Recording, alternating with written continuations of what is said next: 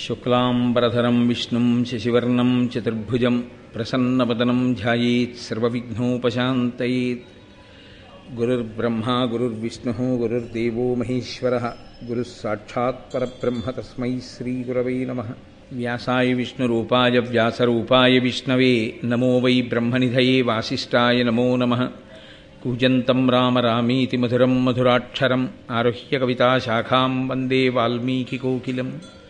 శ్రుతిస్మృతిపురాణానాం ఆలయం కరుణాలయం నమామి భగవత్పాదశంకరం లోకశంకరం. వాగర్ధావివ సంపృక్తౌ వాగర్ధప్రతిపత్తయే జగతః పితరౌ వందే పార్వతీపరమేశ్వరౌ. సూక్తిం సమగ్రేతున స్వయమైవ లక్ష్మీః శ్రీరంగరాజమహిషీమధురైః కటాక్షైః.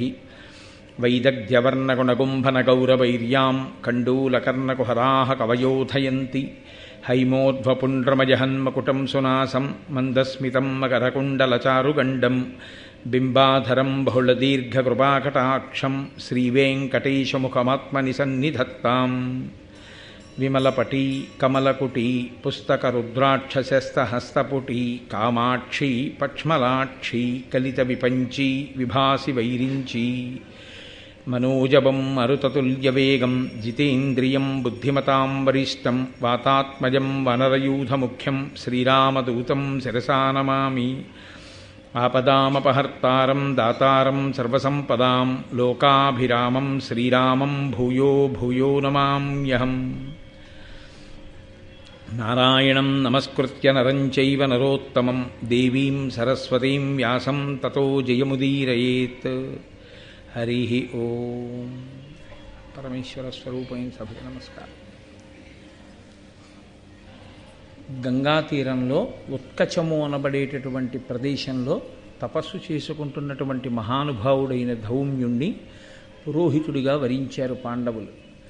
ఆయన వారికి పురోహితుడిగా ఉండడానికి అంగీకరించిన పిదప వారు అక్కడ ఉండేటటువంటి బ్రాహ్మణులందరితో కలిసి అక్కడ పాంచాల రాజ్యంలో కాంపిల్య నగరంలో రాజధాని నగరంలో ద్రౌపదీదేవి యొక్క స్వయంవరం జరుగుతోంది. ఆ స్వయంవరానికి వాళ్ళు కూడా వెడుతున్నారు. బ్రాహ్మణులు గుంపులు గుంపులుగా బయలుదేరి వెడుతున్నారు. బ్రాహ్మణులు ఎందుకు స్వయంవరానికి? వాళ్ళకేం అవసరం ఉంటుంది? ఆమె క్షత్రియ కన్య కాబట్టి అక్కడ పెట్టినటువంటిదా సామాన్యమైన విషయం కాదు. ఆవిడ ఏదో పోని స్ఫురద్రూపిగా ఆవిడికి ఆకర్షణీయంగా కనపడినటువంటి వారి మెడలో మాల వేస్తుందనుకుందామా అంటే అక్కడ ఉన్న పరిస్థితి అది కాదు. మత్స్యయంత్రాన్ని కొట్టాలి. మత్స్యయంత్రాన్ని ఎవరు కొడతారో వారి మెడలోనే ఆమె మాల వేస్తుంది. కాబట్టి అక్కడ ఒక షరతు విధింపబడి ఉన్నది. బ్రాహ్మణుడు ధనస్సు పట్టుకుని బాణప్రయోగం చేయడం అనేటటువంటిది సంభవమయ్యే విషయం కాదు సాధారణంగా. అది క్షత్రియులకు మాత్రమే సంబంధించిన విద్య. కాబట్టి ఎందరో రాజులు అక్కడికి వచ్చి ఉంటారు. మరి బ్రాహ్మణులు ఎందుకు ఎడుతున్నట్టు? నన్నయ్య గారి యొక్క గొప్పతనం అంతా అక్కడే ఉంది. వాళ్ళు మాట్లాడుకుంటున్న మాటల చేత బ్రాహ్మణులు ఎందుకు ఎడుతున్నారో చెప్పించారు.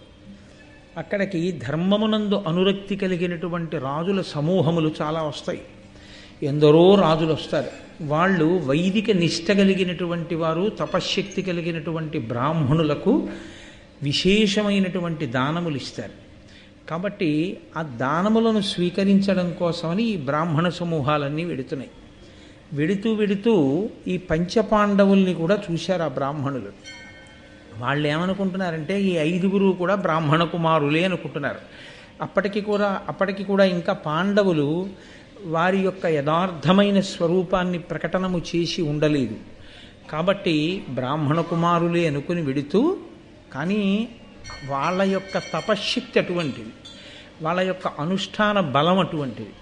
వాళ్ళ నోటి వెంట ఎందుకు వచ్చిందో ఆ వెడుతున్న బ్రాహ్మణుల సమూహములు ఈ పాండవులలో అర్జునుడిని చూసి వాళ్ళు ఒక మాట అన్నారు.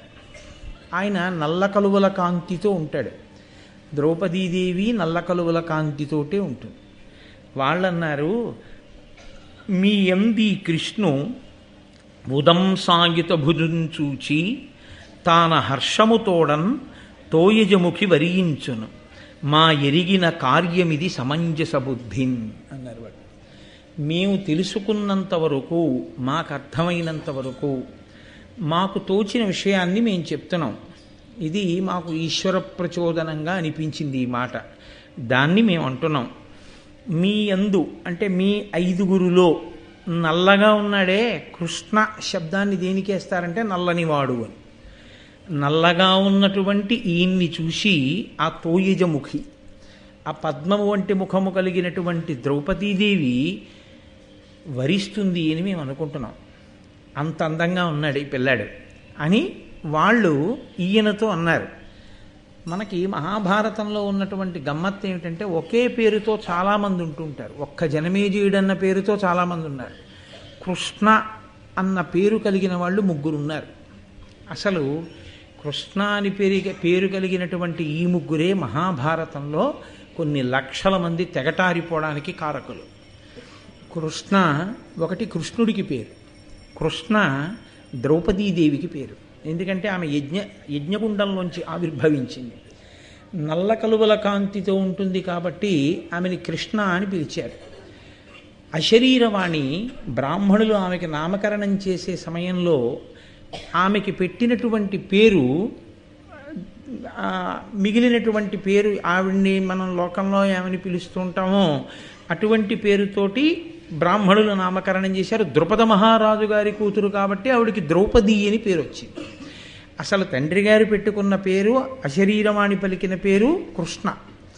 కాబట్టి ఆ కృష్ణ అన్న పేరుతో ద్రౌపదీదేవి ఉంది, కృష్ణ అన్న పేరుతో అర్జునుడు ఉన్నాడు.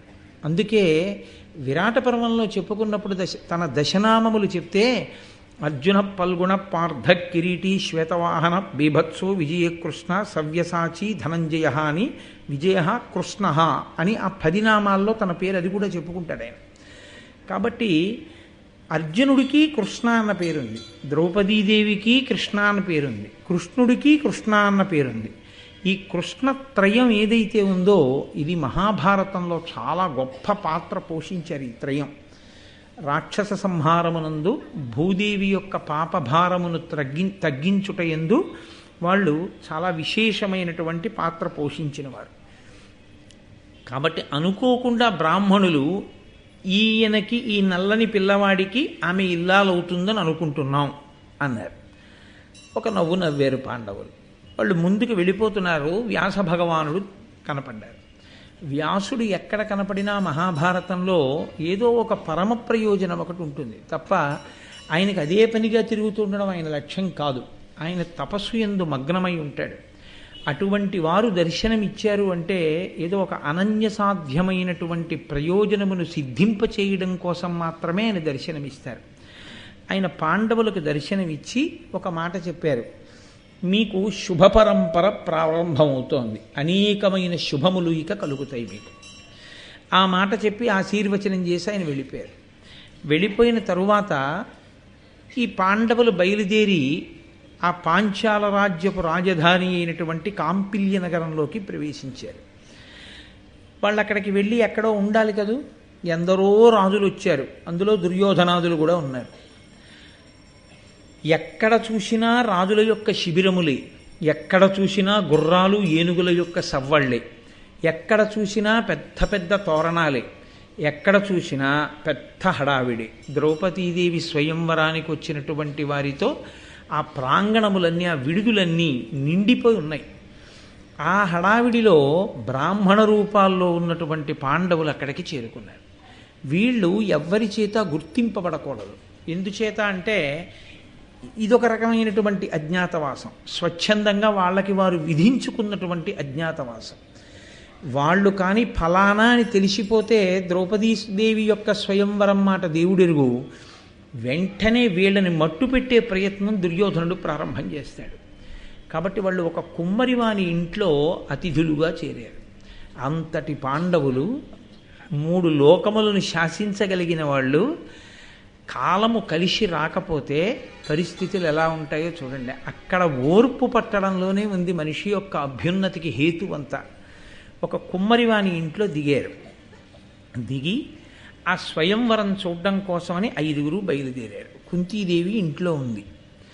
ఆ స్వయంవర మంటపానికి వెళ్ళి చూశారు. కాంపిల్య నగరానికి ఈశాన్యంలో ఆ స్వయంవర మంటపాన్ని నిర్మాణం చేశాడు ద్రుపద మహారాజు గారు. అక్కడ ఆ ద్రౌపదీదేవి ఒక పుష్పమాలికని చేత పట్టుకుని నిలబడి ఉంది. నన్నయ్య గారు ఆ తల్లిని వర్ణన చేస్తూ అంటారు, ధవళ విభూషణ దామానులేపనామలినాంగి సితపుష్పమాలచేత కొని పుష్ప సాయకు కుసుమేతరంబైన ఆరగు సాయకంబనగ జనులు ధవళాక్షి రంగ మధ్యంబునతను మధ్య తానొప్పి పాంచాలతనయాయున్న భూసురప్రవరులు పుణ్యాహఘోషంబు విలసిల్లే ఆశీర్వివృద్ధితోడ ద్రుపదపతి పురోహితుండును కృత పరిస్తరుణుడై ప్రయోగ దక్షుడు అగ్ని ముఖము వేసే వేల్వ మొనసి వివాహోపకరణ వస్తు చేయము కాచియుండే. ఆ తల్లి చక్కగా ఒంటికి రాసుకోవలసినటువంటి అంగరాగములను అనులేపనములనన్నింటినీ కూడా ఆవిడ ఆ లేపనములను రాసుకుంది. మంచి సువాసనల గుబాళింపు వస్తోంది. ఆవిడ చేతిలో ఒక తెల్లటి పుష్పములతో కట్టబడినటువంటి దండ పట్టుకునుంది. ఆ ద్రౌపదీదేవి అక్కడ నిలబడితే ఆ సభలో ఉన్న వాళ్ళందరూ అన్నారట, ఈవిడ మన్మధుని చేతిలో ఉండేటటువంటి 5 బాణములే మనకి తెలుసు, ఈమె 6వ బాణమా అన్నారట. అంత అందమైన రూపంతో ఉన్నటువంటి ఆ పాంచాలి అంటే పాంచాల రాజు అయినటువంటి ద్రుపదుని కుమార్తె కాబట్టి పాంచాలి. ఆ పాంచాలి అక్కడ నిలబడి ఉంది. ఈవిడ ఎవరి మెడలో మాల వేస్తుందో వారితో వివాహం జరిపించాలి.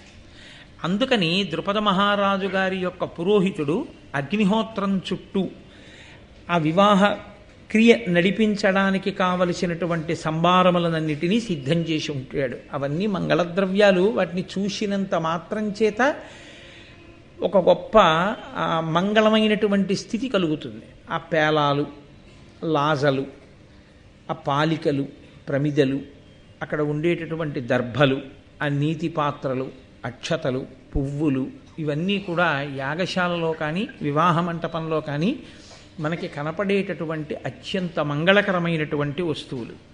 కాబట్టి ఆ ద్రౌపదీదేవి నిలబడి ఉంది. దృష్టద్యుమ్నుడు ఈమెతో కలిసి పుట్టినవాడు. ఆయన ఆ పక్కనే నిలబడి ఉన్నాడు. ఆయన వచ్చినటువంటి సభలో కూర్చుని ఉన్న రాజులందరి వంక ఒకసారి చూసి ఆయన అన్నాడు, ఈ విల్లు మోపెట్టి ఏను బాణముల ఈ యంత్ర మత్స్యంబు వేసినవాడా భావజ ప్రతిముడి బాలకు తగిన పతి, ఇది మునిశక్తి బడసిన విద్య కావున మీరిప్పుడు కావింపుడు ఇదియా ఘనతర కార్ముక కౌశలోన్నతియు లావును కలవారలకు అవసరము లలిత యశంబు కళ్యాణంబు బడయ. ఇదిగో అక్కడ నిలబడినది నా చెల్లెలు, ద్రుపద మహారాజు గారి యొక్క కుమార్తె. ఈమెని వివాహం చేసుకోవాలి అనుకునేటటువంటి వాడు ఇదిగో ఇక్కడ పెట్టబడినటువంటి ఈ ఎత్తైనటువంటి ధనస్సుని ముందు చేతితో పట్టుకుని దానికి వింటినారి కట్టాలి. ఆ వింటినారిని కట్టి నిలబెట్టిన తరువాత 5 బాణములు ఇస్తాం. ఈ 5 బాణములతో మత్స్యయంత్రాన్ని పడగొట్టాలి. మత్స్యయంత్రం అంటే కింద చూస్తూ ప్రతిబింబాన్ని చూస్తూ పైన ఒక యంత్రమునందు తిరిగేటటువంటి ఆ యంత్రము తిరుగుతుండగా అందులో నీటిలో చేప ఉంటాయి. దాన్ని కిందకి చూస్తూ బాణాన్ని పైకి ఎక్కుపెట్టి కొట్టాలి. అలా చేపని పడగొట్టగలిగితే అటువంటి వానికి ఇచ్చి వివాహం చేస్తాం. కాబట్టి ఇది ముని విద్య అన్నాడు. అక్కడుంది అసలు విచిత్రమైన విషయం అంతా. అంటే ఇది ఏదో ధనుర్విద్య తెలుసున్నటువంటి వాడు, బాణం పట్టుకోగలిగిన వాడు, ధనస్సు పట్టుకోగలిగిన వాడు పడగొట్టగలిగినటువంటి యంత్రం కాదు. ఇది గురువుల యొక్క ఆశీస్సు, విద్య యొక్క తాత్పర్యము తెలుసున్నవాడు ఎవరుంటాడో, విద్య యొక్క గొప్పతనం, అసలు అనుష్ఠాన పర్యంతంలోకి దాన్ని పవిత్రంగా భావించి తెచ్చుకునేటటువంటి శక్తి ఉన్నవాడు ఎవరుంటాడో అటువంటి వాడు మాత్రమే పడగొట్టగలిగినటువంటిది. కాబట్టి ఇది కళ్యాణకారకంబు, శోభనప్రదంబు. కాబట్టి మీ అందరూ కూడా క్షత్రియులు, రాజన్యులు. కాబట్టి మీరు ఈ ధనస్సు బాణాలు తీసుకుని ఈ మత్స్యయంత్రాన్ని పడగొట్టే ప్రయత్నం చెయ్యండి. ద్రౌపదీదేవి స్వయంవరంలోనే కనపడతారు కృష్ణ భగవానుడు. ఇప్పటి వరకు మహాభారతంలో పుట్టాడు అని చెప్పడమే కానీ ప్రత్యక్షంగా కనపడడం. ఎందుచేత అంటే మనం చెప్పుకుంటున్నది ఆదిపర్వం. ఆదిపర్వం అంటే మొదటి పర్వం కదండి.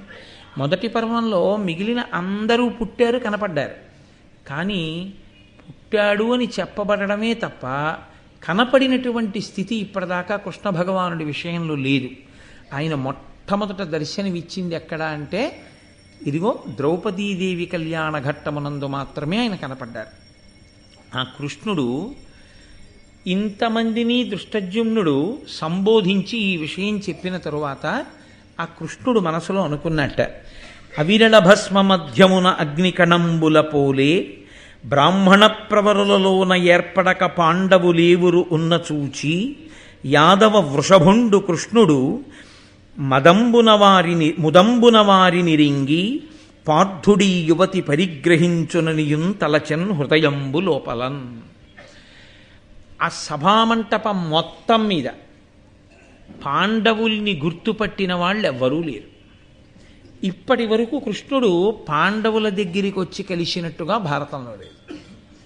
కానీ ఆయన సాక్షాత్ ఈశ్వరావతారము అనడానికి గుర్తు ఏమిటంటే ఆయన ద్రౌపదీదేవి యొక్క స్వయంవరానికి వచ్చారు. కానీ ఆయన ఆ ధనస్సు ఎక్కుపెట్టింది లేదు. ఆయనతో వచ్చినటువంటి వంశాల వాళ్ళని ఎక్కుపెట్టమని చెప్పింది లేదు. సరికదా, ఎక్కుపెట్టవద్దు, మీరు ఆ ప్రయత్నము చెయ్యవద్దు అని చెప్పాడు ఆయన. ఆయన ఆజ్ఞకి లోబడి యదు, వృష్టి, భోజ, అంధక వంశములకు చెందినటువంటి వారందరూ కూడా అసలు ఆ ధనస్సుని ఎక్కుపెట్టే ప్రయత్నమే చేయలేదు. అటువంటి కృష్ణ భగవానుడు ఆ ప్రాంగణంలో కూర్చుని ఆ స్వయంవర వేదిక దగ్గర చూసి, క్షత్రియులలో ఆసనం మీద కూర్చుని లేరు పాండవులు, కొన్ని వేల మంది బ్రాహ్మణులు నిలబడి ఉన్నారు. ద్రౌపదీదేవి స్వయంవర ఘట్టానికి ఉన్న గొప్పతనం ఏమిటో తెలుసా అండి? ఎవరి మెడలో వరమాల వేస్తుందో అయోనిజ ఆవిడ. అసలు ఈమెకి భర్త కాబోయేవాడు ఎక్కడున్నాడు, ఎందుచేత వచ్చిందో తెలుసా అండి ఉత్కంఠ? ద్రుపదుడి సంకల్పం ఏమిటి యజ్ఞం చేసినప్పుడు? అర్జునుడికి భార్య కావలసినటువంటి పిల్ల పుట్టాలి అని. ఇప్పుడు ఆ పిల్ల పుట్టింది. ఆమె అగ్నిసంభవ, యాజ్ఞసేని, యజ్ఞవేదికలోంచి పైకొచ్చింది. అయోనిజ అయిన ఈ పిల్ల అర్జునుడి కోసమే పుట్టింది. కానీ లోకమంతా ఏం చెప్పుకుంటోందంటే పాండవులు మరణించారు. ఇప్పుడు అలా ఎలా సంభవం అవుతుంది? సంభవం అవదు. అందుకే అసలు ద్రుపద మహారాజు గారు స్వయంవర ప్రారంభంలోనే ఏడిచాడు.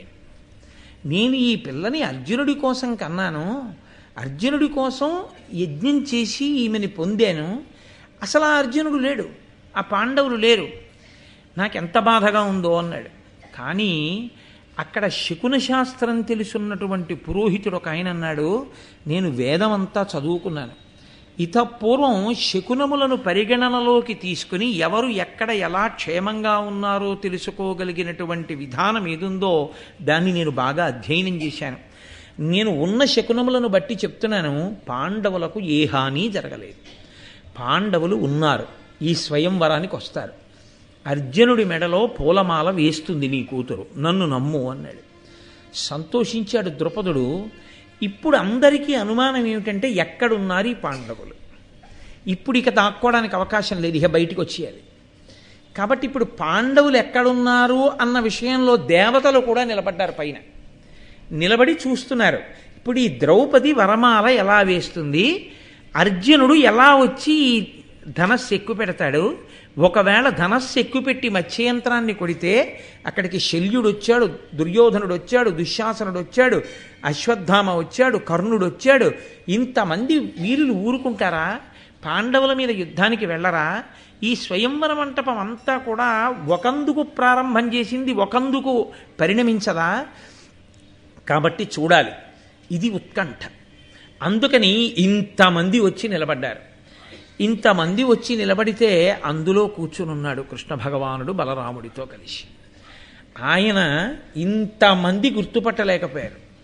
ఆయన ఇంతకుముందు అర్జునుడిని కానీ పాండవుల్ని కానీ చూసినట్టు అసలు భారతంలో లేదు. కానీ ఆయన ఒకసారి బ్రాహ్మణులందరి వంక తేరిపారి చూసి అడిగో అర్జునుడు అన్నాడు. పరమాత్మకి తెలియనివి ఏముంటాయండి? అందుకే శ్రీరామాయణంలో రాముడు ఈశ్వరుడిగా ఎక్కడా కనపడ్డాడు. మహాభారతంలో కృష్ణుడు ఈశ్వరుడు కాకుండా ఎక్కడా కనపడ్డాడు, ఈశ్వరుడుగానే కనపడుతుంటాడు. కాబట్టి ఇప్పుడు ఆయన అరిగో పాండవులు 5 కనపడుతున్నారు. 5 అడిగో అర్జునుడు. ఈ అర్జునుడే ఈ మత్స్యయంత్రాన్ని కొడతాడు. కొట్టి ముదంబున సంతోషంగా ఆ ద్రౌపదీదేవిని పొందుతాడు అని అవిరళ భస్మ మధ్యమున అగ్నికణంబుల పోలె బ్రాహ్మణ ప్రవరులలోన ఏర్పడక పాండవులేవురు ఉన్న చూచి, బూది కప్పిన నిప్పెలా ఉంటుందో అలా బ్రాహ్మణుల మధ్యలో కలిసిపోయిన క్షాత్ర తేజంతో ఉన్నారు వాళ్ళు. యాదవ వృషభండు కృష్ణుడు ముదంబున వారిని రింగి, ఆ కృష్ణ భగవానుడు వాళ్ళని గుర్తుపట్టి పార్థుడీ యువతీం పరిగ్రహించున నియుంతలంచన్ హృదయంబు లోపలన్, పార్థుడే ఈమెని చేపడతాడు అని చెప్పి అనుకున్నారు. సరే, ఆ ధనస్సుని ఎక్కుపెట్టడం కోసం, ఆ వింటినారిని కట్టడం కోసమని శిశుపాలుడు, జరాసంధుడు, శల్యుడు, కర్ణుడు మొదలైనటువంటి వాళ్ళందరూ బయలుదేరి వచ్చారు. ఒక్కొక్కరు ఆ ధనస్సుని ఎలా అయితేనే అసలు నిలబెట్టారు. ఎందుచేత అంటే ఆ ధనస్సును నిలబెట్టడం అనేటటువంటి ప్రక్రియ అంత తేలికైన విషయం ఏం కాదు. శ్రీరామాయణం బాలకాండలో కూడా సీతాకళ్యాణ ఘట్టంలో ఆ ధనస్సే కదూ. ఆ ధనస్సుని నిలబెట్టాలి ఒకటి, దాని పైన కట్టి ఉంటుంది ఆ వింటినారి, దాన్ని విప్పాలి. విప్పి వంగి కింద ముడి వెయ్యాలి. వేసినప్పుడు ఆ ధనస్సు వంగుతుంది. ఆ వంగిన ధనస్సుని నిలబెట్టాలి. నిలబెట్టి అప్పుడు బాణప్రయోగం చెయ్యాలి. అసలు సగానికి సగం ఇబ్బంది అంతా ఎక్కడుంటుందంటే అటువంటి మహాధనస్సుని నిలబెట్టి వింటినారిని ఎక్కించడమే కష్టం. ఎంతో బలం ఉన్నవాడైతే తప్ప అటువంటి ధనస్సుని పట్టుకోలేడు. శిశుపాలుడు మినపగింజంత మాత్రం ఎక్కించగలిగాడు. జరాసంధుడు యవధాన్యం అంటారే, ఆ యవధాన్యం ఎంత ఉంటుందో అంత మాత్రమే ఎక్కించగలిగాడు. శల్యుడు పెసరగింజంత ఎక్కించగలిగాడు. కర్ణుడు ఒక వెంట్రుకంత మాత్రమే ఎక్కించగలిగాడు. కాబట్టి వాళ్ళు కూడా ధనస్సుని పట్టుకుని వింటినారిని ఎక్కించలేక అక్కడ పెట్టి వెళ్ళిపోయారు. వెళ్ళిపోతే అది ఇక ఆ ధనస్సు పట్టుకోవడానికి వెళ్ళే క్షత్రియుడు ఏడి? ఆ రోజులలో దుర్యోధనుడు ఏమని ప్రచారం చేశాడంటే అర్జునుడి కన్నా కర్ణుడు గొప్పవాడని. అదో వెర్రి ప్రచారం. అర్జునుడిని కర్ణుడు నిగ్రహించగలడు. ఆయన దృష్టికోణం ఏమిటంటే ఎప్పుడూ అర్జునుడిని కర్ణుడు చంపేస్తాడు, భీముడిని చంపేస్తే చాలు, అదొక్కటే ఆలోచిస్తూ ఉంటాడు ఆయన. కాబట్టి కర్ణుడే ధనస్సు ఎక్కువ పెట్టలేకపోయాడు, ఇంకా మిగిలిన వాళ్ళు ఎవరు ఎక్కువ పెడతారు? కాబట్టి అసలు చాలామంది ప్రయత్నమే చేయకుండా వాళ్ళ పేరు పిలిచేటప్పటికే వాళ్ళు అక్కడ లేరు. వాళ్ళు వెంటనే వాళ్ళ గుర్రాలు, వాళ్ళ ఏనుగులు, వాళ్ళ మంత్రులు, సామంతులు అందరినీ తీసుకుని వాళ్ళు వాళ్ళ ఊళ్ళు వెళ్ళిపోయారు.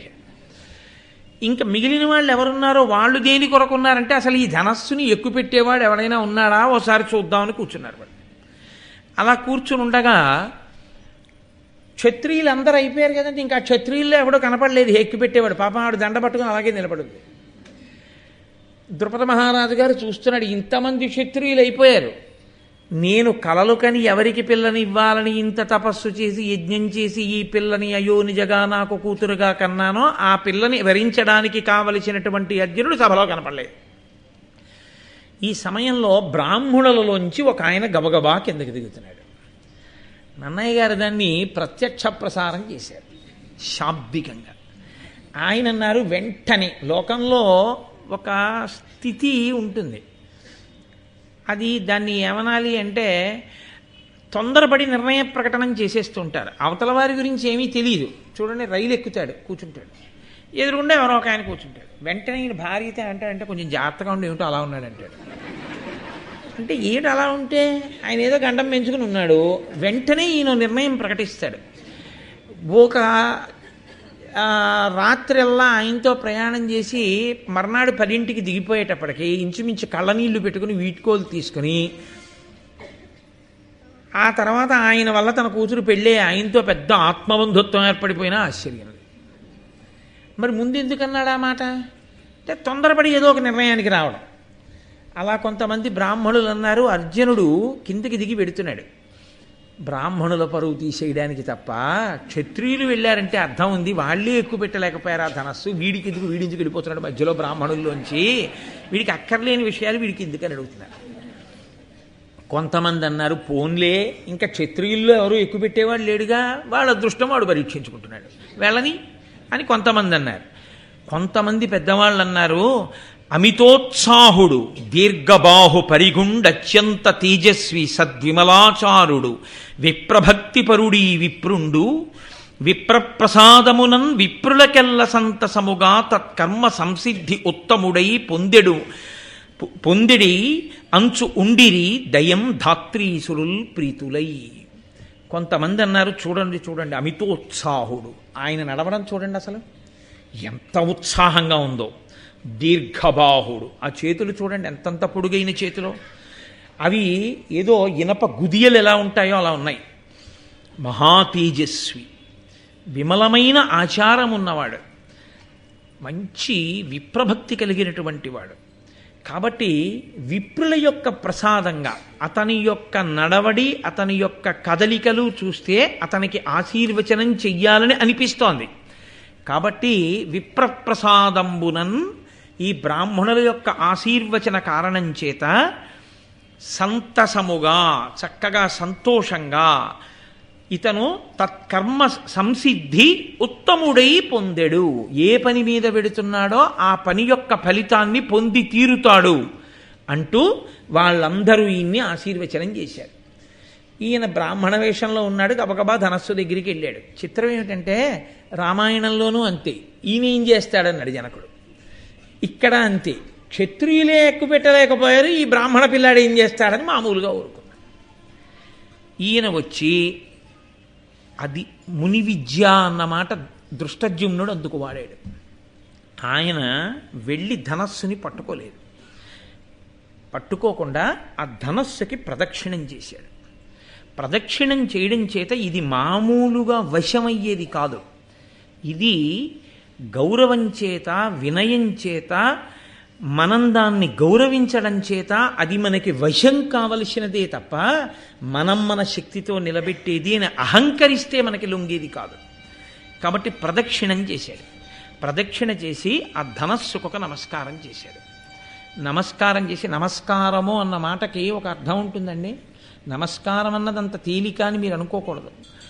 నమస్కారము అన్నప్పుడు ఇలా చేసింది కాదు నమస్కారం, ఇలా రెండు చేతులు కలిపితే 5 జ్ఞానేంద్రియములు 5 కర్మేంద్రియములు ఇలా తల ఉంచితే 11వదైన బుద్ధి 11ంటిని న్యాసము చేస్తే, అంటే ఈ 11 చేత నిన్ను తెలుసుకోగలిగిన వాడను కాను, నీవు నన్ను అనుగ్రహించగలిగిన వాడివి. కాబట్టి 11ంటిని నీ పాదముల దగ్గర విడిచిపెడుతున్నాను అని చెప్పడం, ఇలా వంగి నమస్కారం చేయడం. ఎవరు నమస్కరించారో వాడు ఆశీర్వచనమునకు పాత్రుడవుతాడు. ఆశీర్వచనమునకు పాత్రత పొందగానే నమస్కారమును స్వీకరించిన వాడు సంతోషంతో ఆశీర్పూర్వకంగా మాట్లాడతాడు. ఆయుష్మాన్ భవ అన్నారనుకోండి, ఆయన తపశ్శక్తి చేత ఈయనకి గండం పోతుంది. కాబట్టి నమస్కారము చేయడం వల్ల ఏమవుతుందంటే, మీరు దేనికి నమస్కరించారో, ఎవరికి నమస్కరించారో వారి చేత మీరు రక్షింపబడేటటువంటి స్థితిని మీరు పొందుతారు. అందుకని నమస్కారం చేస్తారు తప్ప, నమస్కారం అంటే కేవలంగా ఏదో నమస్కారం కాదు. నమస్కారం అందుకే అనేక విధాలుగా ఉంటుంది. నమస్కారం అన్నది, నమస్కారం వేరు, అభివాదం వేరు. అహంభో అభివాదయేని ప్రవర చెప్పి అభివాదం చేస్తారు. పెద్దలు కనపడ్డారనుకోండి, పెద్దల దగ్గరికి వెళ్ళినప్పుడు ఎలా పడితే అలా నమస్కారం చేయకూడదు. పాదములు ముట్టుకుని నమస్కారం చేస్తున్నాం అనుకోండి, చేసేటప్పుడు ఎదురుగుండా కానీ ఉంటే అత్యంత పూజనీయులు అనుకోండి, చాలా పూజనీయులైతే వారి పాదములకు నమస్కారం చేస్తాం. పాదములకు నమస్కరించేటప్పుడు మీరు వంగవలసి ఉంటుంది. బాగా వంగి మీ కుడి చేతిని తీసుకెళ్ళి ఇలా పెట్టారనుకోండి, అప్పుడు కుడి చెయ్యి వెళ్ళి ఎడం పాదం మీద పడుతుంది. మీకు ఎదురుగుండా నించున్నారు కాబట్టి మీ ఎడం చెయ్యి వెళ్ళి వారి కుడి పాదం మీద పడుతుంది. అప్పుడు వారిని అవమానించినట్లు అవుతుంది. అందుకని కుడి చేతిని ఎడం చేతి మీద పెట్టాలి. ఎడం చెయ్యి ఇలా రాకూడదు, ఈ కుడి చేతిని ఎడం చేతి మీదకి పెడతారు. పెడితే ఈ కుడి చెయ్యి వెళ్ళి ఎడం చేతి మీద ఉండి ఇలా ముట్టుకుంటే వారి కుడి పాదం మీద కుడి చెయ్యి, ఎడం పాదం మీద ఎడం చెయ్యి పడుతుంది. అంటే మీ పూజనీయతని గ్రహించిన వాడన. కాబట్టి మీరు నన్ను సర్వదా రక్షింతురుగాక. అప్పుడు వారు ఆయుష్మాన్ భవ సర్వత్ర విజయోస్తు. మా గురువుగారు అయితే శివో రక్షతు అంటుంటారు. నిన్ను ఈశ్వరుడు రక్షించుగాక. వారి నోటి వెంట ఏ మాట వచ్చిందో ఆ మాట మనకి అంగరక్షగా నిలబడుతుంది. అభివాదమునందు అలా ఉండదు. అభివాదమునందు ముందు నమస్కారం చేయరు. చాలా పెద్దల దగ్గరికి వెళ్ళారనుకోండి, మీరు నమస్కారం చేసేటప్పుడు ఈ కుడి చేయి పైన వేసి ఎడం చేయి కింద పెట్టి చెవులు పట్టుకోవాలి, ఇలా చివర పట్టుకుని ఏదో చతుస్సాగర పర్యంతంగో బ్రాహ్మణిభ్య శుభం భవతు ఆత్రేయస అర్చనానస సావాశ్వా త్రయారుషేయ ప్రబలాన్విత ఆత్రేయస గోత్ర ఆపస్తంభ సూత్ర యజుశాఖాధ్యాయీ కోటేశ్వర శర్మ అహంభో అభివాదయే అని చెప్పాలి. ఇది పరిచయం. ముందు అహంభో అభివాదయేకి ముందు వరకు చెప్తే పరిచయం చెప్పినట్టు. ఇది చెప్పాక అహంభో అభివాదయే అన్న తర్వాత నమస్కారం చేయాలి. అంతేగాని నమస్కారం చేసి లేచి చెవులు పట్టుకోకూడదు. దాన్ని అభివాదం అనరు. ముందు చెప్పి తర్వాత చేయాలి. చేస్తే అది పెద్దలకి తనని పరిచయం చేసుకోవడం. అప్పుడు వాళ్ళు ఎంతో సంతోషిస్తారు. ఒక్కొక్కసారి అదృష్టం ఏమవుతుందంటే వారి గోత్రం కూడా అదే అయిందనుకోండి, వాళ్ళు చాలా సంతోషించి, ఓ మన ఇద్దరం ఒక గోత్రానికి చెందిన వాళ్ళం, ఈ గోత్రం వృద్ధి చెందుగాక అంటారు. అంటే ఆ గోత్రం అంతా బాగా వృద్ధిలోకి వస్తుంది అని. కాబట్టి నమస్కారము ఒకలా ఉండదు. నమస్కారము అనేక విధములుగా ఉంటుంది. ఇందులో సాష్టాంగము అని ఒకటి, అది పురుషులు ఒక్కరే చేస్తారు. స్త్రీలు సాష్టాంగం చేయకూడదు. వారి యొక్క వక్షస్థలం కానీ వారి యొక్క ఈ నడుము భాగం కానీ భూమికి తగలకూడదు. ఎందుకంటే సమస్త సృష్టి స్త్రీ శరీరంలోంచి వచ్చి ఆ స్త్రీ శరీరంలో ఆ వక్షస్థలము చేతనే పోషింపబడుతుంది. కాబట్టి వినా లోకము నిలబడదు అసలు. కాబట్టి అవి పరమ పూజనీయములు. ఆ రెండు భాగములు అంత పవిత్రములు కనుక, అవి లేని నాడు అసలు సృష్టి ఆగిపోతుంది కనుక, అవి ఈశ్వరుడికి నమస్కారం చేసిన, గురువుగారికే నమస్కారం చేసిన భూమికి తగలక్కర్లేదన్నారు. కాబట్టి వాళ్ళు పంచాంగ నమస్కారం, పంచాంగమే చెయ్యాలి. చోటు లేకపోతే అని అడిగారు. అప్పుడు పురుషుడు కూడా పంచాంగ నమస్కారం చేయొచ్చన్నారు. సరే, నమస్కారము అన్న ఒక్క మాట మీద ఎంత పెద్ద వ్యాఖ్యానం ఉందో. అథవా మనం తెలుసుకోవలసింది ఒక్కటే, నమస్కారము చేశారు అన్నప్పుడు మీరు గ్రహించవలసిన విషయం ఏమిటంటే, మీరు అవతల వారి యొక్క ఆధిక్యతను అంగీకరించి వారి ఆశీర్వచనము వలన మీరు రక్షింపబడతాను అని మీరు నమ్మారు అని గుర్తు. అందుకే నమస్కారం చేసేటప్పుడు ఒక్క చేత్తో నమస్కారం చేస్తే పూర్వజన్మలో చేసుకున్న పుణ్యాన్ని కాల్చేస్తారు వెంటనే. అందుకే ఒక చేత్తో నమస్కారం ఈ దేశంలో లేదు, అది వేరొక చోటి సంస్కృతి. ఇక్కడ నమస్కారం రెండు చేతులతో మాత్రం తప్ప ఒక్క చేత్తో నమస్కారం అన్నది అసలు ఎప్పుడూ ఉండకూడదు, అలా చెయ్యకూడదు కూడా. కాబట్టి ఆయన మహానుభావుడు కనుక అర్జునుడు ఆ ధనస్సుకి నమస్కారం చేశాడు. అంటే ముని విద్య, దాని యొక్క శక్తి ఏమిటో, ఆ ధనస్సుని ఆవహించి ఉన్న శక్తి యొక్క అనుగ్రహాన్ని పొందుతున్నాడు. ఇప్పుడు అసలు ఈ ధనస్సు ముట్టుకోవడానికి అర్హత ఎక్కడి నుంచి వచ్చింది? అసలు ఆ ధనస్సును ఎలా పట్టుకోవాలో నేర్పిన మహానుభావుడు ఒకడున్నాడు, ఆయన గురువుగారు. ఏ శుభప్రదమైన కార్యాన్ని ప్రారంభం చేసినా గురువుగారితోటే ప్రారంభం. గురువుగారికి నమస్కారంతో మొదలు. మా గురు పరంపర అలా కొనసాగాలి అని వారికి మంగళం పలుకుతూ పూర్తి చేయాలి తప్ప అసలు గురువుగారిని స్మరించకుండా జీవితం ప్రారంభం కాకూడదు. నిద్ర లేవగానే కూడా తాను భూమి మీద పడి ఏమని భావన చెయ్యాలంటే, గురువుగారు వచ్చి ఎదురుగుండా నిలబడి ఉన్నారు, లేవగానే గురువుగారు కనపడ్డారు అని భూమి మీద పడి నమస్కారం చేసి ఎదురుగుండా గురువుగారు నిలబడ్డారు అని భావన చెయ్యాలి. భావన చేసి నమస్కారం చేయాలి. శృంగగిరికి పీఠాధిపత్యం ఇప్పుడు వహిస్తున్నటువంటి మహాపురుషుడు, గొప్ప వేదాంతి, గొప్ప తపశ్చక్రవర్తి భారతీతీర్థస్వామి వారు బ్రహ్మచారిగా ఉండగా వారి గురువుగారు విద్యాభినవ సరస్వతీ స్వామి వారు, ఆయన గురువుగారిగా ఉన్నప్పుడు ఈయన శిష్యుడిగా వేరే ఓ చిన్న గదిలో ఉండి చదువుకుంటూ ఉండేవారు. తెల్లవారుజామున ఖచ్చితంగా 3 అయ్యేటప్పటికి లేచేవారు. ఒకరోజు ఎందుకో అలసత్వం వహించి ఆయన అనుకున్నారు, అభినవ విద్యాతీర్థస్వామి వారు గురునివాసులో కదా ఉంటారు, నేను ఇక్కడ గదిలో కదా ఉంటాను, 3 గంటలకి లేచి నమస్కారం చేయకపోతే గురువుగారికి తెలుస్తుంది ఏమిట్లే అని ఆయన జీవితం మొత్తం మీద ఆ ఒక్కరోజే బ్రహ్మచారిగా కూడా భారతీతీర్థస్వామి వారిది ఎంత క్రమశిక్షణం. ఒక్కరోజు ఆయన ఆలస్యంగా లేస్తూనే నేల మీద పడి నమస్కారం చేశారు, గురువుగారు నించున్నారు అన్న భావనతో. లేచి ఇలా పైకి లేచారు, గురువుగారు నించునున్నారు. నేను ఆలస్యంగా లేస్తే గురువుగారికి తెలుస్తుందా అనుకున్నావా అన్నారు. అంతే. ఆ తర్వాత ఇక ఆనాటి నుంచి ఈనాటి వరకు ఏనాటికి కూడా భారతీ తీర్థస్వామి వేళపట్టం లేవకపోవడం అన్నది లేదు. గురువు గురువే. కాబట్టి ఆ గురువుకి నమస్కారంతో ప్రారంభం. ఏ రోజు దినచర్య అయినా అంతే, అలాగే ప్రారంభం అవ్వాలి అని. ఏ మంగళకరమైన కార్యమైనా సరే గురువుగారిని నమస్కరించకుండా ప్రారంభం చేయకూడదు. అర్జునుడు గొప్ప వినయశీలి. ఇంతమంది చెయ్యలేంది తాను చేస్తానని తెలుసు, అయినా దానికి అహంకారం అడ్డు రాకూడదు. ఒక్కసారి తన గురువు అయినటువంటి ద్రోణాచార్యుల వారి పాదములను మనసులో స్మరించాడు. ఇందుకు పొంగిపోయాడు ద్రోణాచార్యుల వారు. నా శిష్యుడని పరవశించిపోయేవాడు. ఆ గురువుగారి పాదాలని మనసులో తలుచుకొని ఒక్కసారి నమస్కారం చేసి తాను చాలా కాలం నుంచి ఈ ధనస్సుని పట్టుకున్నానన్న అనుభూతిని పొందాడు. ఇదేడు కొత్తదా? ఎక్కడి నుంచి వచ్చిందో తెలుసా అండి?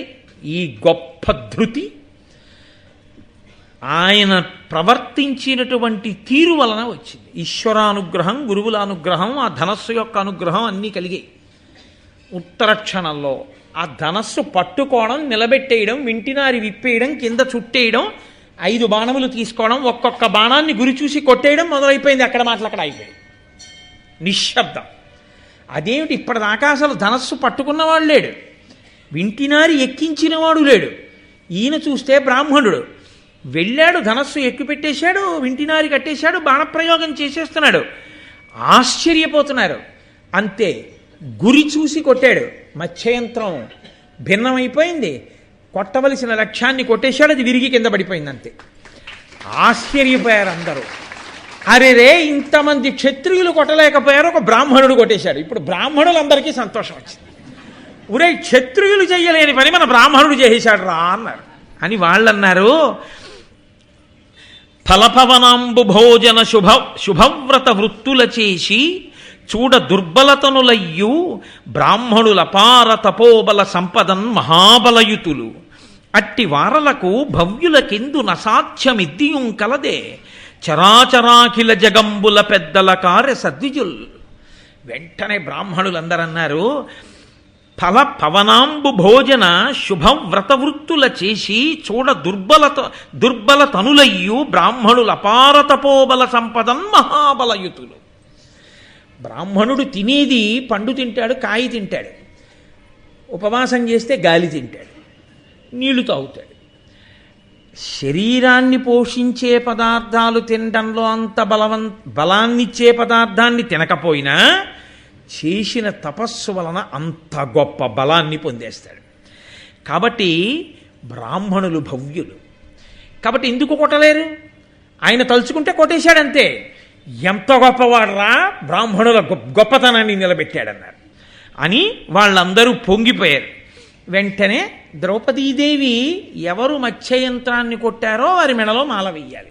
మీరు ఇక్కడి నుంచి ద్రౌపదీదేవి యొక్క కదలికల్ని గమనించడం ప్రారంభించాలి. ఇప్పుడు హతాశురాలు కావలసింది ఎవరో తెలుసా అండి? ద్రుపదుడి కన్నా ద్రౌపదీదేవి. ఇందుచేత అనుకున్న అల్లుడు రాలేదు, ద్రుపదుడికి నిర్ధారణ అయిపోయింది. అసలు క్షత్రియుడు కాడు, బ్రాహ్మణుల్లోంచి కదా వచ్చాడు. అర్జునుడు బ్రాహ్మణుడు కాడు. కాబట్టి అర్జునుడు వచ్చి మత్స్యయంత్రాన్ని కొట్టలేదు. నిరుత్సాహపడిపోవలసిన వాడు ఎవరు? ద్రుపదుడు. అంతకన్నా ఎక్కువ నిరుత్సాహాన్ని ఎవరు పొందాలో తెలుసా అండి? అయోనిజనై పుట్టి దృష్టజ్యుమ్నుడికి చెల్లెలనయ్యుండి ద్రుపద మహారాజు గారికి కూతురునయ్యుండి పుట్టుకతోనే యవ్వనాన్ని పొందిన దాననయ్యుండి ఇంత అందగత్తెనయ్యుండి ఇంతమంది రాజాధిరాజులు తమకి ఇల్లాల్ని చేసుకోవాలని ప్రయత్నిస్తే కాదని ఆయవారం చేసుకుని 4 ఇళ్లక ముందుకెళ్ళి భిక్షాటనం చేసుకునే ఒక బ్రాహ్మణుడికి ఇల్లాలినయ్యారు. ఆవిడ కిన్నురాలు కావలసింది, ఆవిడ అలా అవలేదు. మా నాన్నగారు ఇలా నిర్ణయించారు, ఈశ్వరుడు అలా నిర్ణయించాడు. ఎవరు మత్స్యయంత్రాన్ని కొట్టారో ఆయన నా భర్త. భర్త అనగానే దైవం. కాబట్టి నాకు దైవము ఈ రూపంలోనే సాక్షాత్కరించాడు. కాబట్టి ఆమె మనసులో ఇంకొక రకమైన భావన లేదు. ఆమె వెంటనే వరమాల చేత పట్టుకుని వెళ్ళిపోయి ధరణీశనందనుల్దన్నతి ప్రీతితో చూచుచునుండంగ సుందరాంగి తోయజ దళనేత్ర ద్రుపద రాజాత్మజ కమనీయ గజరాజ గమనలీల చనుదించి సురరాజ సన్నిభు అభినవ యవ్వనోద్భాసితు అసిత రత్న రుచిరాంగు అంగజరూపు ధనంజయు తన చేతి సిత పుష్ప దామకమున బొలతి ముదముతోడ పూజించే అట్టి ఉత్సవము చూచి దాని సైపకపుడు కౌరవేంద్రుడాదిగా గల భూపతులెల్ల అలిగి కలయ నీపురేగి. ఆవిడ వెంటనే దగ్గరగా వచ్చి చూసింది ఆయన్ని. ఏం మామూలు బ్రాహ్మణుళ్ళ లేడు ఆయన, ఏదో ఏ చేతకాని వాళ్ళ ఏం కనపట్టం లేదు. ధరణీశనందనుల్ తన్నతి ప్రీతితో చూచుచునుండంగ సుందరాంగి తోయజదల నేత్ర ద్రుపద రాజాత్మజ కమనీయ గజరాజ గమనలీల చనుదించి. రాజులందరూ ఇప్పటికీ తమకంతో చూస్తున్నారు ఆవిడ వంక. మత్స్యయంత్రం కొట్టలేకపోయినా ఇది ఆవిడ్ని జీవితాంతం వెంటాడింది అని మీరు గుర్తుపెట్టుకోవాలి. ఎందుకు వేశారో తెలుసా అండి అన్నయ్య గారు? అర్థం పర్థం లేని వర్ణనలు చేయడానికి కాదు. ఇది పురుష బలహీనత. తనకి యోగ్యత ఉన్నా లేకపోయినా అందమైన వనిత కనపడితే కామించడం అందరికీ వర్తించకపోవచ్చు. కొందరు మహాత్ములు ఉంటారు, ఆవిడ అందగత్య కాదా అనవసరం, తన ఇల్లాలు కాదు కాబట్టి ఆమె యందు కామాక్షిని మాత్రమే చూడగలిగినటువంటి సౌజన్యమూర్తులు మహాపురుషులు కొందరు ఉంటారు. నేను వాళ్ళని ఈ గాట కట్టి నేను మాట్లాడటలేదు, కానీ సాధారణంగా పురుష బలహీనత ఇది ద్రౌపదీదేవి జీవితాంతం ఆవిడ్ని శాసించింది. నన్నయ్య గారు ఏదైనా చెప్తే ఒక సందేశాన్ని ఇస్తారు. భారతం ఒక సందేశాన్ని ఇవ్వడానికి వచ్చింది. మత్స్యయంత్రాన్ని ఒకడు కొట్టాడు, ఆయన అర్జునుడో కాదో తర్వాత విషయం. ఆమె ఆయనకి ఇల్లాలైపోయింది అక్కడ ఉన్న నిబంధన ప్రకారం. ఇప్పుడు వీళ్ళు తమకంతో చూస్తే ఆవిడికి వచ్చిన నష్టం లేదు, ఆవిడలో మార్పు లేదు. పాడైపోయిన వాడు ఎవడంటే చూడకూడని చూపు చూసినవాడు వాడు పాడైపోతున్నాడు. వాడు రాజు అయితే ఎవడకు కావాలి, చక్రవర్తి అయితే ఎవడకు కావాలి. కాబట్టి చూడకూడని చూపు వాళ్ళందరూ చూస్తున్నారు ఆవిడ వంక. ఎందుకని ఆవిడ కదిలింది. ఇప్పటి వరకు ఆవిడ నిలబడి ఉండగా చూశారు, ఇప్పుడు ఆవిడ నడుస్తుంటే చూసి పొంగిపోతున్నారు. ఆవిడ వెళ్ళి అర్జునుడి వంక చూసింది, అమ్మ పుష్పమాల వేద్దామని. ఆయన ఎలా ఉన్నాడు? సురరాజ సన్నిభు. వెంటనే నన్నయ్య గారు మొదటి విశేషణం వేశారు. ఇంద్రుడిలా ఆత్మావై పుత్రనామాసి. ఇంద్రుడి కొడుకు అర్జునుడు ఇంద్రుడిలాగే ఉన్నాడు. తేజస్సు దాచితే ఎక్కడ దాగుతుందండి? కృష్ణుడు చెప్పాలి, అది బూది కప్పిన నిప్పు అన్నాడు. అంతటి తేజోమూర్తి అయి ఆయన ఉన్నాడు. కాబట్టి ఆ సురరాజ సన్నిభు అభినవ యవ్వనోద్భాసితు, మంచి నవయవ్వనంలో ఉన్నటువంటి వాడు. అసిత రత్న రుచిరాంగు, ఇంద్రనీలమణి ఎలా ఉంటుందో అటువంటి నల్లటి కాంతితో వెలిగిపోతున్నవాడు. అంగజరూపు, మన్మధుడా అన్నట్టుగా ఉన్నవాడు.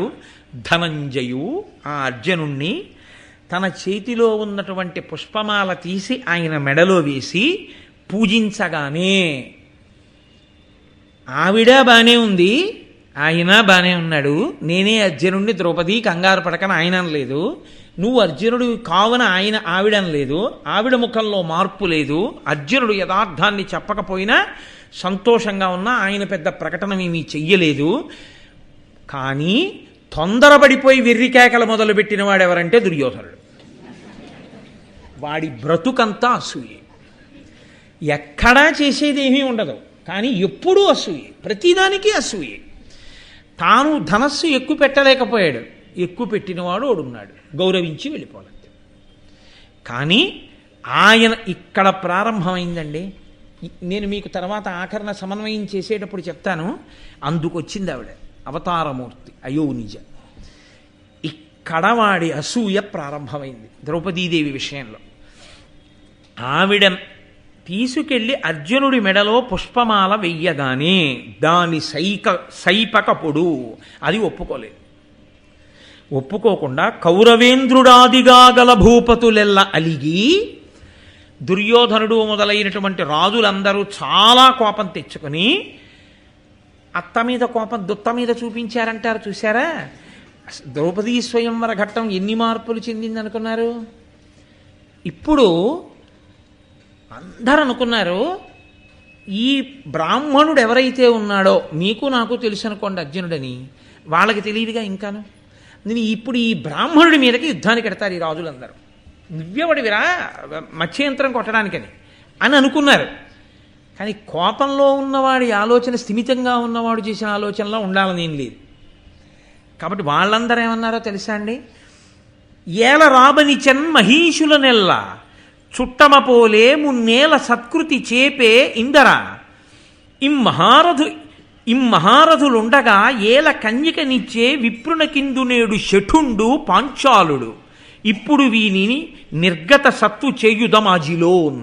వాళ్ళన్నారు, ఇంతమంది మహావీరులు ఉన్నామా, ఇంతమందిని మనకు ఆహ్వానాలు పంపించాడా, మనందరం వచ్చామా, ఎదురొచ్చి స్వాగతం చెప్పాడా, చుట్టాలని చూసినట్టు విడిదిచ్చాడా, మనందరినీ కూర్చోబెట్టాడా, తీరా మత్స్యయంత్రం కొట్టమని మనం కొట్టలేకపోతే ఓ బ్రాహ్మణ కుమారుడు కొడితే వాడికి మెళ్ళో వేసేయి అంటాడా? వాడేదో మత్స్యయంత్రం కొట్టాడు అనుకోండి, అంత చులకన వాళ్ళకి. వాడేదో కొట్టాడు, ఆయన మెళ్ళో మాలేసింది, అది సరే. అసలు పాంచాల రాజు ఏం చేస్తున్నాడు?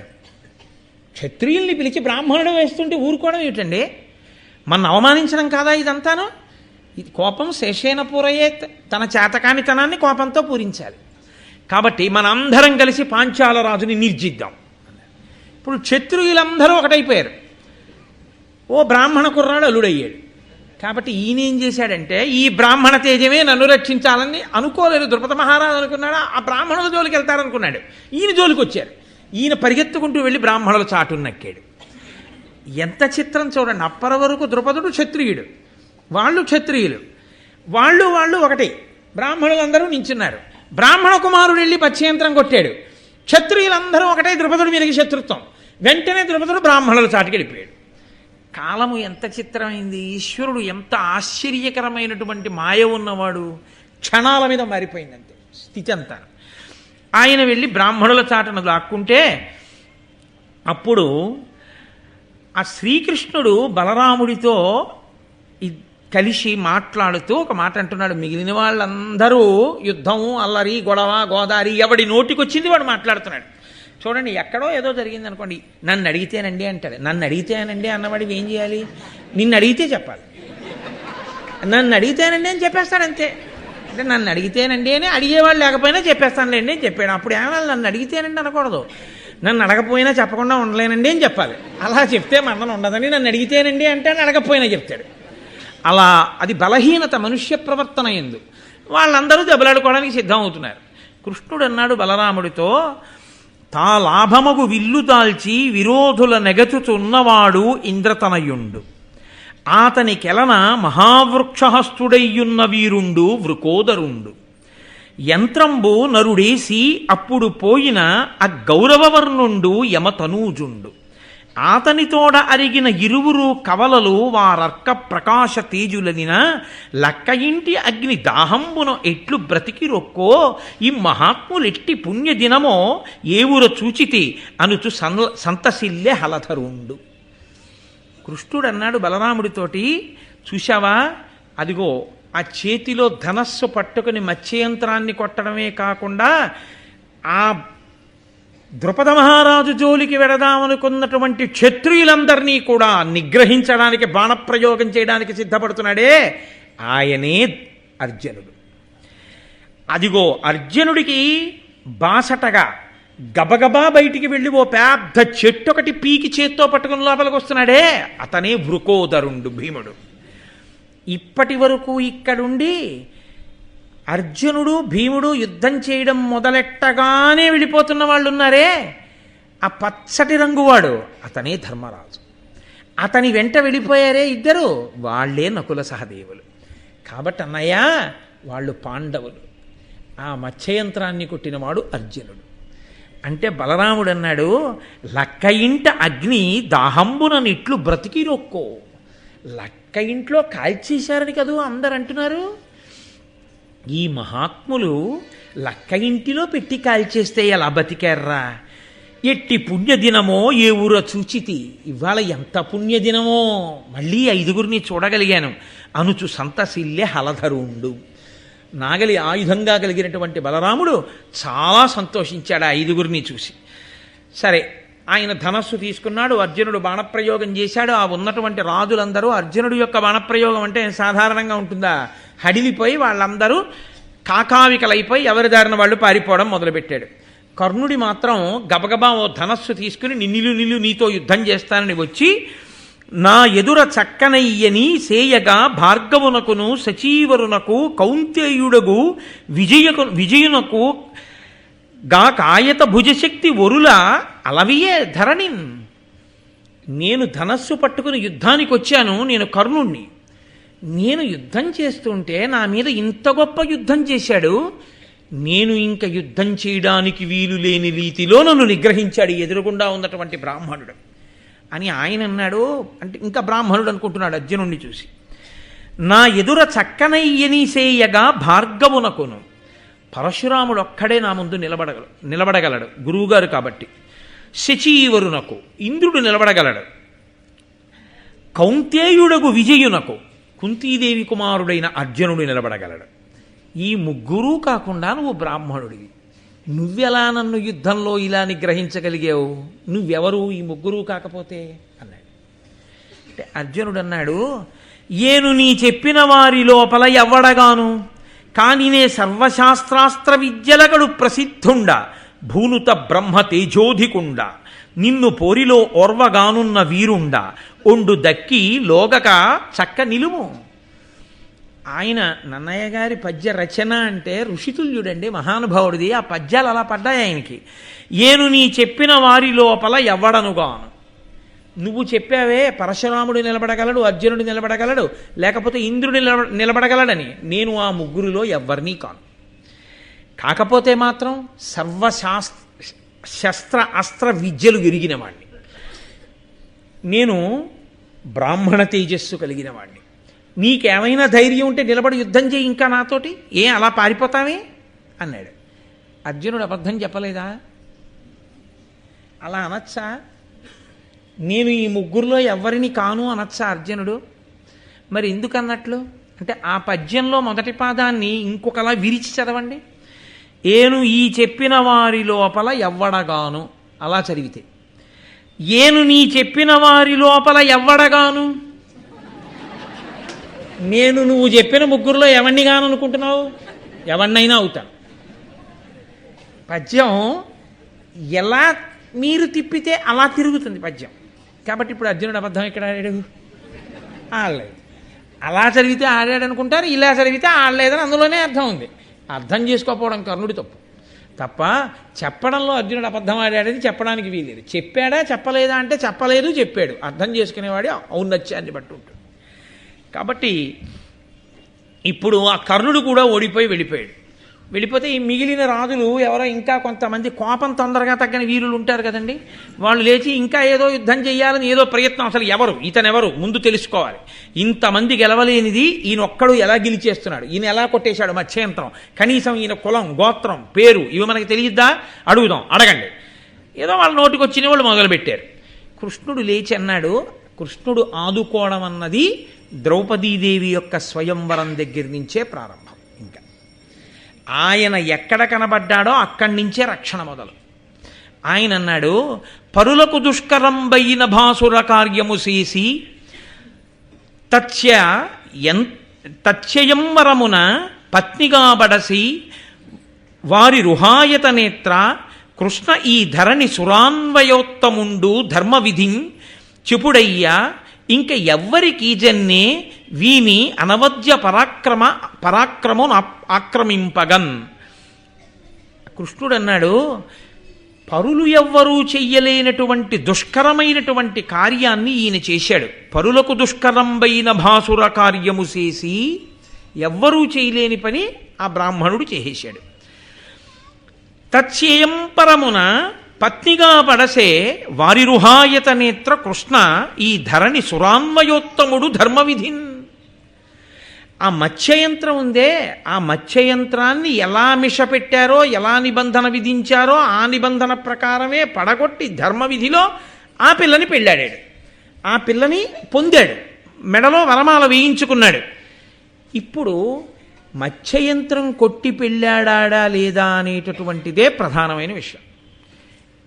మన వరకు ఏమిటి చూడాలి? అతను మత్స్యయంత్రం కొట్టకుండా పిల్లని చేసుకుంటే మనం అడ్డుపడాలి.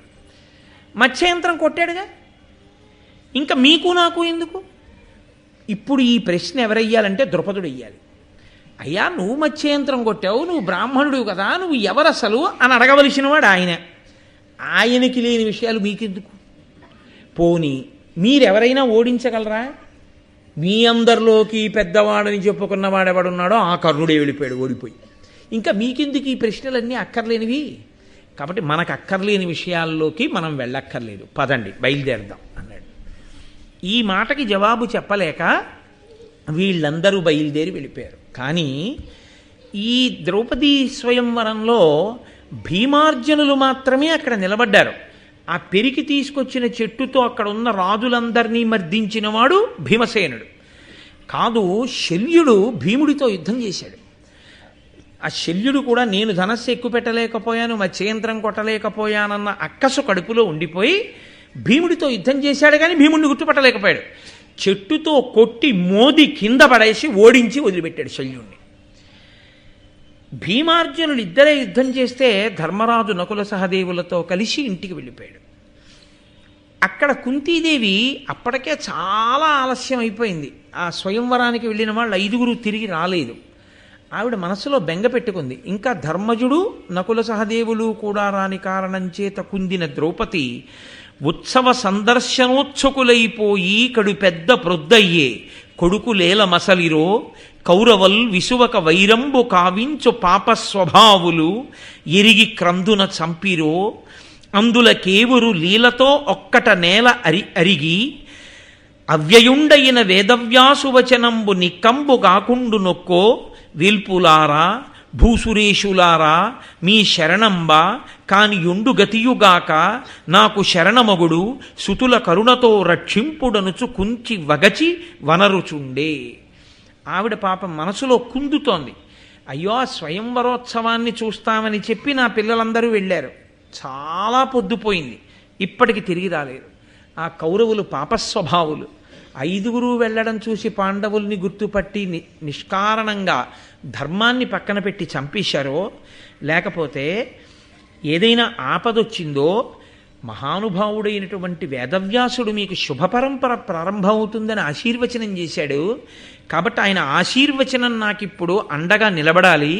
నేను సమస్త బ్రాహ్మణులకు దేవతలకు నమస్కారం చేస్తున్నాను, శరణాగతి చేస్తున్నాను, నా బిడ్డలు రక్షింపబడుగాక అని ఆవిడ అంటుండగా ఆ ధర్మరాజు గారు నకుల సహదేవులతో లోపలికి వచ్చాడు. ఏరి భీమార్జనులు అని అడిగింది. భీమార్జనులమ్మ అదిగో అక్కడ ఇంకా స్వయంవర మంటపంలో ఉన్నారు, వచ్చేస్తున్నారు అని చెప్పాడు.